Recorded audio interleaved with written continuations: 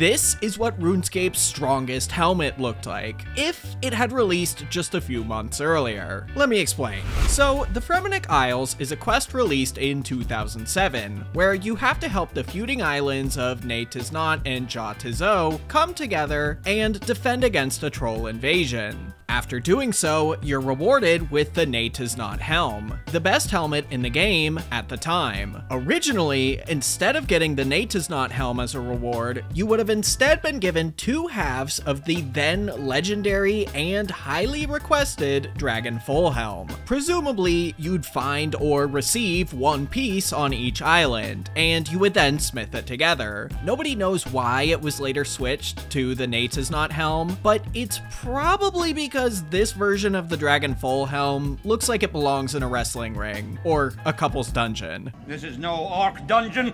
When the Dragon Full helm did release a few months later, it went under a big redesign that fit the game much better. Although the original design was somehow never deleted from the cache, just about everything else in this video eventually was. This is a process that Jagex goes through a lot, adding something to the game files, never releasing it, and then deleting it forever without making a backup. Next time you open RuneScape and there's a new update, the files get deleted from your computer and updated with the newest ones. Most of the time, us players never even knew whatever got deleted even existed in the first place. Luckily for you, today we have a lot of deleted content that's recently been uncovered by the RuneScape Archive project thanks to players like you. Some of this stuff, I'm sure that Jagex wishes everyone forgot. So, keeping with the theme of dragon equipment, this is the dragon plate body, or at least this is how it looked when it released in 2008. I think it looks pretty cool, but a lot of players absolutely hated this design. The main complaints were that the shoulders made their character's posture look as bad as their posture in real life, the arms looked like noodles, and it overall seemed underwhelming for such a legendary item. As a result, just 4 months later, it was slightly redesigned to look more proportional, and players seemed happy. Well, since players hated the design it released with, they would have really hated the pre-release design. The shoulders were even taller, the iconic dragon logo was missing from the front, and it could be the angle, but it looks incredibly slim.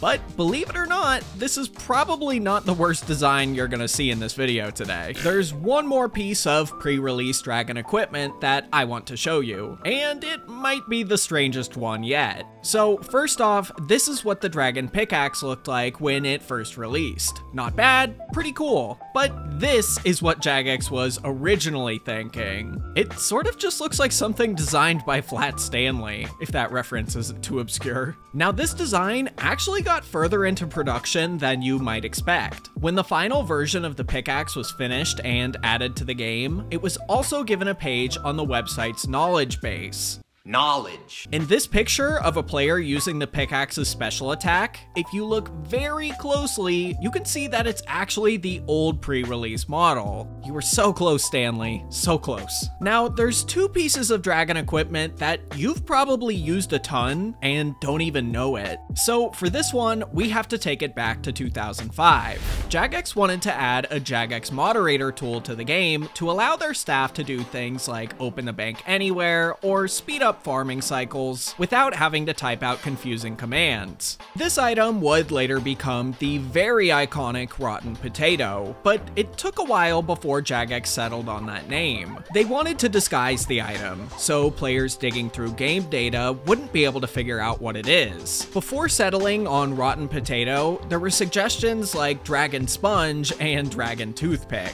but obviously those would stand out, so the Rotten Potato was chosen instead, especially because it would blend right in with the farming skills launch. Even so, the toothpick and sponge weren't forgotten, as they would soon appear in RuneScape's cache as different items when the Blast Furnace minigame released a month later. Whenever you ride the pedals on the northern side of the furnace, your character actually equips an invisible animation item called Dragon Toothpick.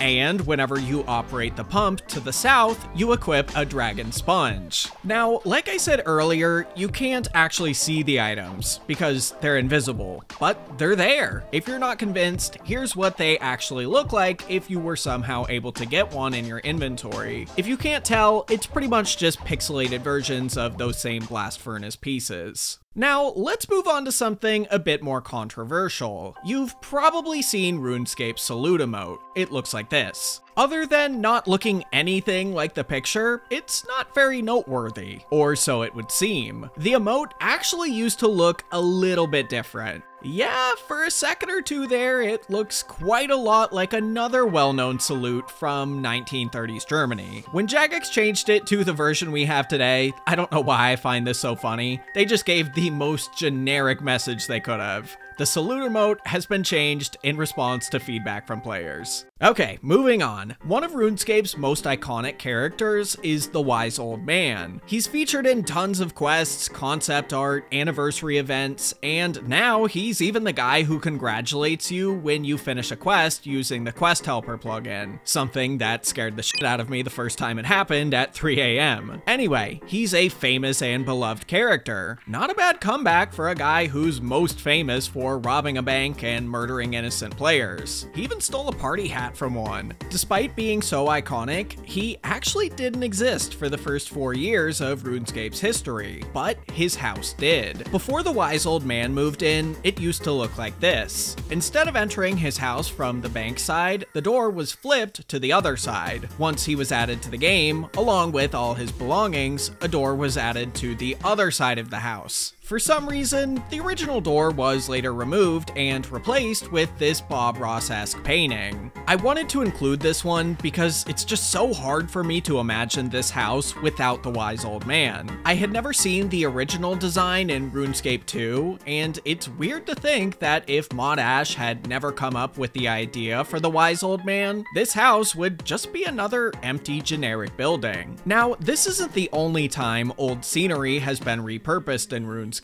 When you get 99 in every skill in old school RuneScape, you unlock the ability to purchase the Max Cape from Mac on Max Island. That's a mouthful. In order to reach the island, you have to complete a few challenges. You chop a tree that needs 99 wood cutting, mine a rock slide that needs 99 mining, and so on. Well, that tree you chop down has actually existed since the RuneScape 2 beta. A Jagex staff member was adding new scenery north of the White Wolf Mountain, likely because the render distance in RuneScape 2 was much further than in Classics, and they didn't want players to just see nothing. That random developer didn't know it yet, but 14 years later, that tree would become an iconic part of completing the game. Kinda like how you probably didn't know you used to be able to play as a demon. Check that video out on the right.